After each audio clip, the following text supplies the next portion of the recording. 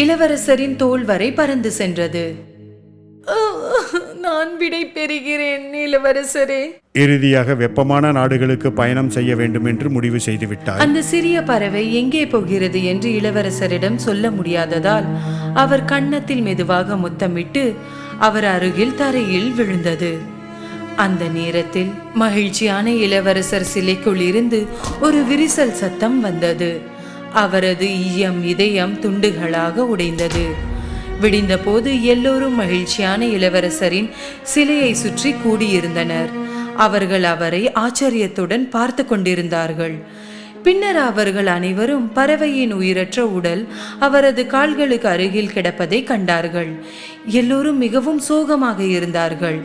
ஆனால் பின்னர் அவர்களுக்கு கூட்டத்திலிருந்து ஒருவரின் குரல் கேட்டது.